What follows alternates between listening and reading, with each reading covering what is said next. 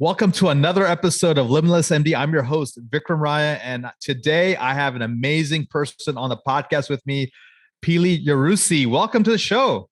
Aloha. So happy to be here. So honored to be here with you. What if you could reclaim hours of free time each week, create legacy building wealth, and devote more energy to your passion projects without giving up on your career as a life-saving MD? My name is Vikram Raya, functional cardiologist, high performance coach, and real estate expert.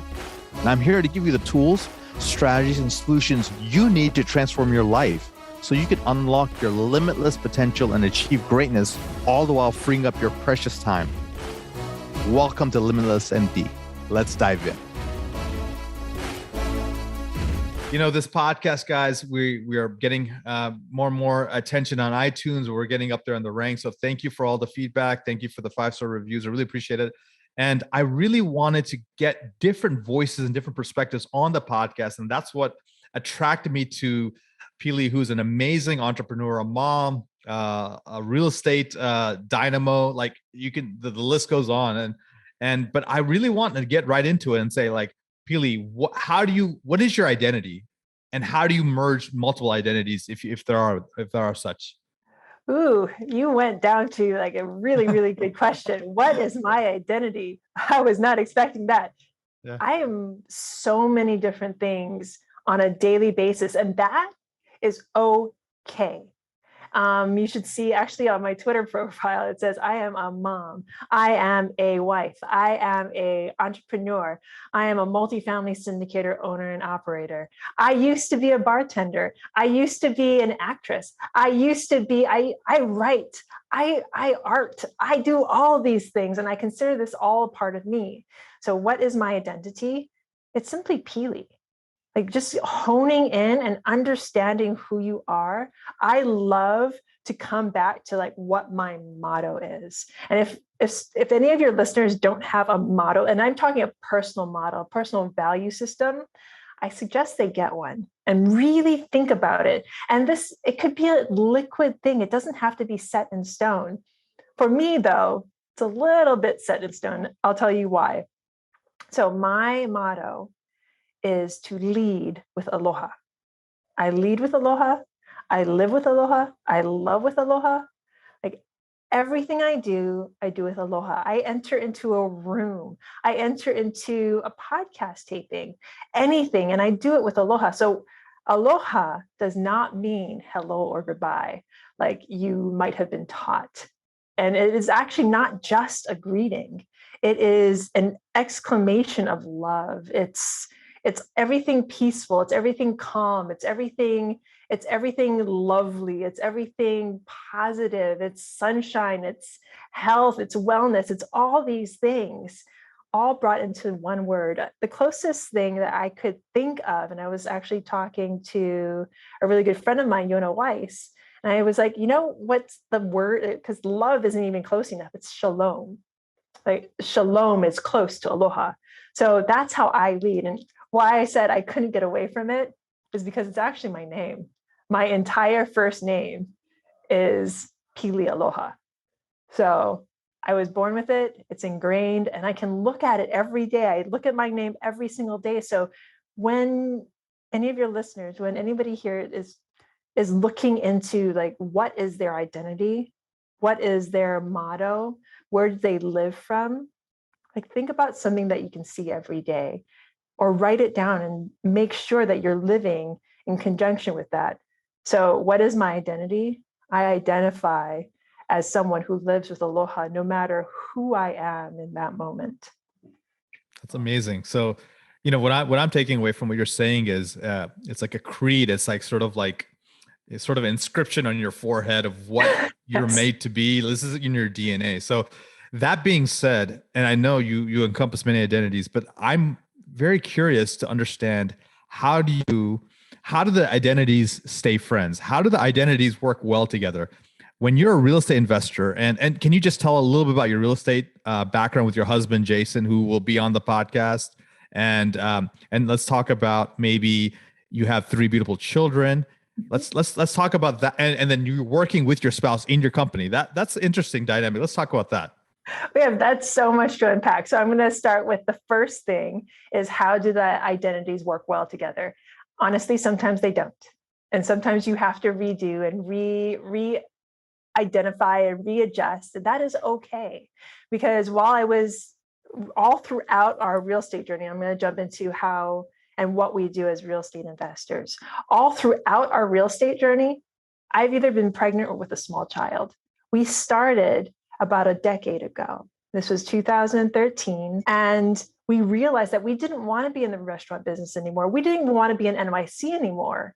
And we jumped into Jason's family business, which is a construction business. It's a house lifting business, which they actually lift homes and fix or repair the foundation and put the home back down. So we thought we'd get into, we got into the family construction business. They needed help because Hurricane Sandy had just happened. So we got into that and took it to the next level because, you know, Jason and I like to do that. So we took it to the next level, which is house flipping and construction. Within house flipping, we got into house flipping, we got into wholesaling, we got into small multifamily, and then we got into large multifamily. And I'm actually skipping some of the journey along the way. So we took the steps necessary to get there. And where we are right now, we are multifamily syndicators, owners, and operators of Yarusi Holdings, which is a multifamily firm based mostly out of Tennessee, Kentucky, and Atlanta, Georgia. We just sold a property our partner sold a property in Austin, Texas. So I can't say Austin anymore, unfortunately, but we are mostly in those three markets. Oh, and Arkansas. So that's what we do. To answer your question about my husband and I's relationship. So we actually met back in 2003. We've known each other for almost 20 years, right? Yes. That's amazing. And it has been an amazing journey because I remember the day I met him because I was 23 years old. I was managing a huge restaurant club. It was open air before open air clubs were like the thing to make in New York. And before day drinking became like a cool thing to do. So I was 23 managing the bar of this huge place. And in walks one of my bartenders, and we also did all the construction during the winter. In walks one of my bartenders with his friend in tow. And he was like, well, my friend Jason is going to help us do some construction. I was like, great. We could use the help. And he also said, well, he can bartend too. I was like, right. Everyone in New York can bartend, just like everyone in New York can act. So I left it that a few weeks later, I got him behind the bar and he could bartend. And that was one of the, even at 23, I started to do what I even do today is I surround myself with great people. I surround myself with those people who can do it better than me. Don't tell Jason that I told him he can bartend better than me. I can still make a better margarita. But back to the topic. Jason and I started as coworkers. I actually started off as his manager. And then I left for California. I came back and guess who had my position? Jason. So we used to work really well together because we had completely different mindsets. Our boss at the time, this amazing gentleman by the name of John Crevy, amazing visionary. Like if he saw it, he would just do it. Like he built out this incredible restaurant in like next to Chelsea Piers, not asking permission. He would do things like he built out this entire like DJ stage and booth without asking. He just did it and then took the initiative. So can I ask you a question, Pili? So when you and Jason met and you had this amazing relationship and then things evolved, you have children, things like that. Mm-hmm. How does it work where you guys are working together in the same company? Is it complementary? Is it synergistic? Do you find it challenging? Can you just tell that for our listeners a little bit? No problem. So the reason why I was talking about our boss is because our boss put us together because he knew we had different personalities, but we were working for the same thing, working for the same company. So Jason and I continued this thought throughout our professional friendship. So when we actually saw each other and began our relationship as a couple, we already knew how to work together. We've been doing it for almost a decade at the time. So love and our relationship and all that was almost like the frosting on this amazing cake that we already brought and built together. So working together, it's like breathing for us because we already know how to communicate. And we know when things fall apart or things get to the point where it's like we're unhappy, we know it's because we're not communicating. That is the key to all partnerships. I know you've heard this before, but it's true. Like, it's the communication.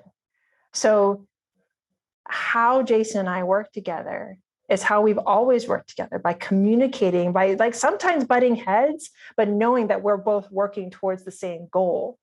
And that's to take care of our family. That's to create legacy wealth.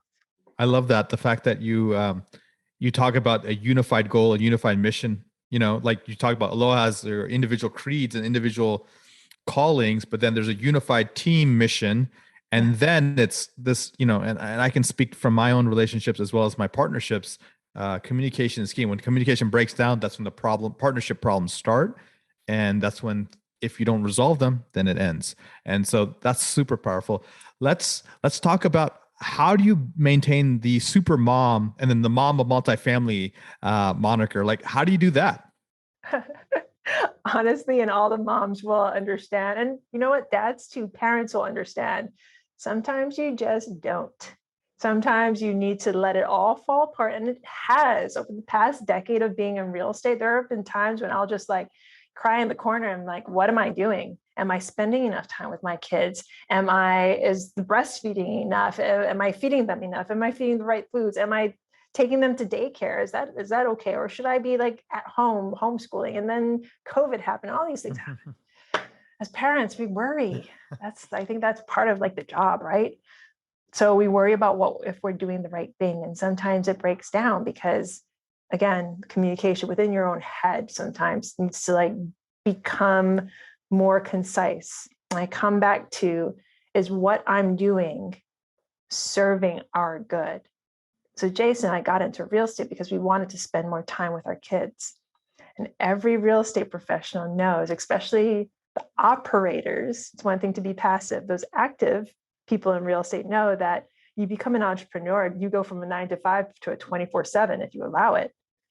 So Jason and I need to always hone in on our schedule, make sure that this crazy thing called our cell phones gets put down and put to the side, and our kids actually get FaceTime with us, that we spend at least a half an hour to an hour per day teaching our children.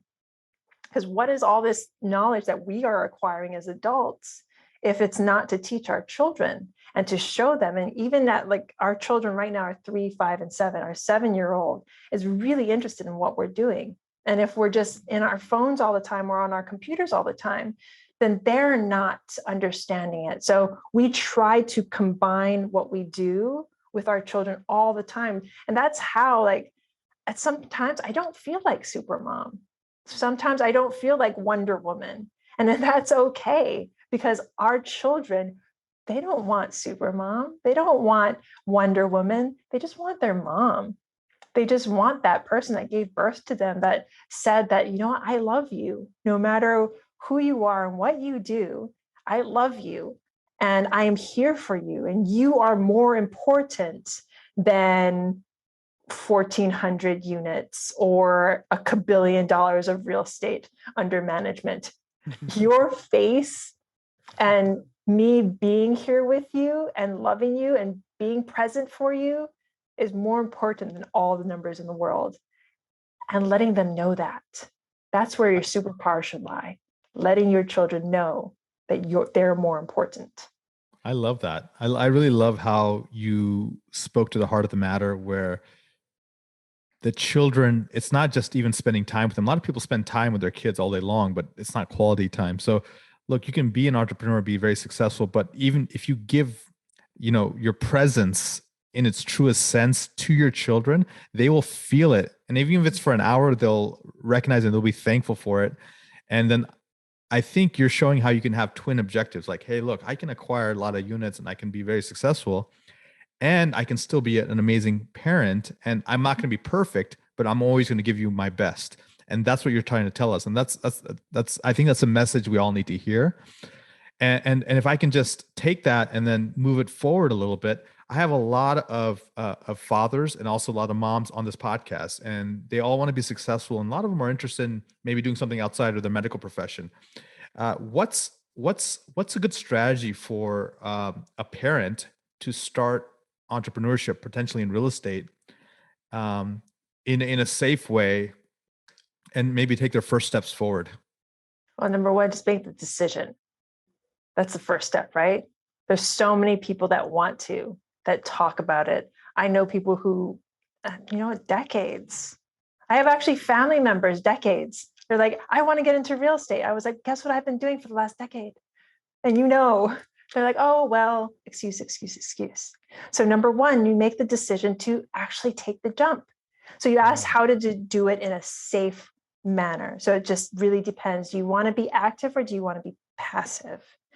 So if I'm talking to your professionals, those who have 401ks, those who have maybe something saved for one day they'll invest, know who you're investing with, get to know people. If your investors, if the people that Vikram, are listening to this podcast, they're already one step ahead of a lot of people. But listen to podcasts. I invite you to listen to my podcast, Multifamily Live. Listen to and get to know people in the industry. Have conversations with people in the industry. Like, if I don't have an investment, like if Jason and I don't have an investment, I'll introduce people to others that have investments, and I'll put my name on the line for them. Same thing with Vikram. If Vikram doesn't have anything, he will introduce others and get to know people. That's how you do it, quote, safely, is to know who you're investing with as a passive investor. As an active investor, again, get to know, it's actually the same thread of thought. Get to know those people in the industry and find someone you can learn from, that you can follow in their footsteps. Success leaves clues. So you follow in the footsteps and then you create your own path, learning from others. So the people who are listening to this podcast, your listeners, you're already one step ahead. Now take the further step. Contact those people who you're listening to. I promise you, we want to hear from you. We want to know how we can serve you best, either by teaching you exactly what we do and teaching you how to do what we do so you can do it yourself, or teaching you what we do and exactly how we do it. Same, again, it's the same train of thought. But then you invest in us so that we can provide that passive investment back to you. That's awesome. I love the fact that you said you declare and you make a decision and you just say, this is what I want. Because universe will give you what you want, but you have to tell it what you want first, right? So tell the genie, right? Exactly. Now, let me ask you this. If you got completely wiped out, you and Jason lost everything, knock on wood, never happened. But if it does happen, how would you restart your real estate business from scratch? I actually know the answer to this because we've talked about it. Okay. If we lost everything, wiped everything out,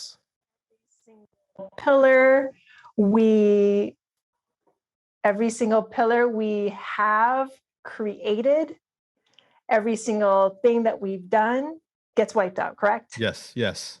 You start from scratch, zero. So I'm not saying you're in debt, but you'll be zero. What would happen is that we would simply go to Hawaii. Plain and simple. We would go to Hawaii. We would start there. We would sell anything that we had. We would move back to Hawaii, move with my parents. That is usually our go-to answer for that, because that was what would happen. Like we talked about this back in when COVID happened. We said, you know what? If all else fails, we'll sell the house, we'll sell everything, we'll move to Hawaii and live with my parents. From there, what would we do next? Yes. It comes back to contacting our network. We could go to zero, but guess what we would still have? The people that we know. And guess what? Because I know that if that happened to you and you called me and you're like, Pili, I'm trying to restart my real estate business, I'd be like, what can I do? I'd probably be like, I have this deal. Let's see what we can do. Let's bring you in. It goes back to your network. That's why I tell everyone, talk to everyone you know and make those relationships, because relationships turn into partnerships. You can't just have a partnership. You need to have that relationship first. So I know if you went to zero, barring some sort of bad legal juju, I don't know how that could happen, I would be completely open and open arms with you. And I know it would be the same thing with you to me. So it comes down to your network. That's why people and investing in people is so much more important than investing in doors or in buildings or in land, in anything really. It's, are you investing in the people behind all of that? And are you getting to know them and creating relationships with them? Because when it comes down to it, if it all goes to zero, I still have that. Jason, I still have each other. We still have our family, and we still have our friends and our network. Guys, I hope you heard that, Limitless Tribe. I mean, this was, first of all, the fact that she already thought about this ahead of time shows you this is how next level entrepreneurs think, right? You want to talk about the bad before the bad happens, right? Someone passed away in the family, you go bankrupt, like all of this. It's not fun to talk about, but if you think about it ahead of time, you take the pain and you take the fear out of it all, and you have plans, you have contingencies. And so I want to stack on something Pili said. So, moving back to family, like if you have family or friends, and then also, keeping your health obviously there, and then using your network. But I would also add maybe your knowledge, right? Like all the stuff you've learned, guys, it's not going away. They can take your money, but they can't take your knowledge. And another thing that's really cool, guys, is look, if a lot of you who are listening, you guys are physicians, you have something so powerful many people don't, which is a backup 6 to potentially 7-figure income. Think about it. You can just go back to that. So why not take the risk and be an entrepreneur? Why not? And do it like, safe way, do it a little bit on the side, do it whatever. So, and remember the false choice that me and Pili are talking about. You don't need to be just either, you have to be a dad or you have to be a successful entrepreneur. No, you can have it both. Like you can have it all. You can have your cake and eat it too. So Pili, this is amazing conversation. Tell me, how did you become the Pili 5.0 I'm seeing in front of me today versus the Pili who's a really good mixologist? Like what were the books maybe, or who are your top mentors? Maybe you can share with the audience about that. Hey, I was pretty awesome back then when I was a mixologist. I could open a Corona bottle like no one's business. All right. It again comes down to surrounding yourself with the best people. I mean, Jason and I, when we decided to finally get together after like being in each other's faces for over a decade, we finally realized that, I moved away from New York, and he like said, let's meet in San Francisco. I was like, okay, let's meet in San Francisco. And from then on, we've been inseparable. It's surrounding yourself with the good people, with the best people, with the partner that takes you to that next level and that you take them to the next level. It's building on that, building on your relationships and creating this amazing base from you to grow from and to get knowledge from. Because knowledge, yeah, you can read a book, but real knowledge comes from other people. So that's how I became Pili Aloha 5.0. It's because of the people I know and the people I get to surround myself with, and knowing that no matter what, I always had people to come back to. Did you find that a lot of your people that was through traditional schooling, or was it outside of traditional schooling? Oh, it was outside of traditional schooling. I know probably 10 people I went to high school and college with. Mine has not been I don't want to say not traditional, but I did go to college. I got my liberal studies degree. I ended up going to New York to study theater, ended up becoming a bar manager and bartender. And now I am a real estate investor. So life can be anything you want it to be. If you are a doctor, just like what you said, like, why not try this? Why not try it passively? That way, you obviously know, like, and trust Vikram. So why not try something passively, learn that way, and then start building up your portfolio? Because like he said, if it all goes to zero, you have your knowledge, you have the people that you know, and you can build it back up. And what's the impact you want to have on the world, Pili? I try and help one person a day. That's my impact. I want to help one person a day for as many days as I get to be on this earth, on this planet, on this realm, whatever you want to call it. At one point I had like, oh, maybe I should say millions of people, billions of people. Well, one person. I help one person. I'm happy. That's my impact. Because I don't know what I'm going to say to that one person that might encourage them to invest. And that investment encourages them to give back to the houseless community, which we are giving back to in Hawaii. Give back to their neighbors, give back to children. In fact, my mentorship program, they just got back from Mexico. They just built 2 houses in the school. That's awesome. That's because of what we've been able to do. We've been able to fund things like that because we spoke to people, made those relationships that created partnerships. And if you could leave one piece of parting advice to our listeners, and I know you've really emphasized on the concept of Aloha, you've talked about the beautiful power of relationships and connection, the power of being vulnerable and just, being a mom and a dad versus trying to be a super mom and super dad, and also the power of finding the right soulmate, if you will, with Jason.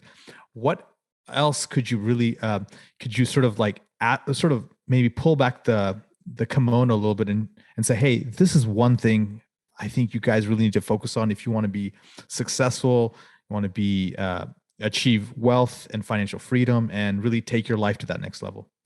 I have 2 things, and that's actually going to be 2 things I'm going to repeat. I've already said, make the decision. Starts with that. Take the responsibility and make the decision. Turn it from a wish, a want, a need to actually doing. And then the second part, talk to everyone. Tell everyone what you're doing. Tell everyone you've already taken it past thinking. So tell everyone what you are doing, whether it is passive investing, whether it's active investing, because you don't know who else you can help. You don't know who else is thinking about it, and you can bring them along with you on this journey. So make the decision and talk about it. That's awesome. Thank you so much, Pili. You've just been a breath of fresh air. I love all the information and knowledge you were sharing, and then just the joy you bring when I just speak to you. So I'm feeling like energized after I speak with you. But how do people get to know more about you? How do they get to know about all your companies and all your real estate investments and potentially your coaching? Tell us a little more. Well, Jason and I are all over the place, but if you want just one place to go to, our website's the place. Go www.yarusiholdings.com. We also have a huge event happening in June 2nd to the 4th, and you can get more information on that at the website. And with that, guys, continue to be phenomenal, and we'll see you next time. Thank you so much for listening to this episode of Limitless MD. If you found value from this episode, I encourage you to share this episode with a friend and let me know by leaving a review. For more information, make sure you check out the links in the show notes below or simply visit vikramraya.com. So until next time, my friends, be phenomenal.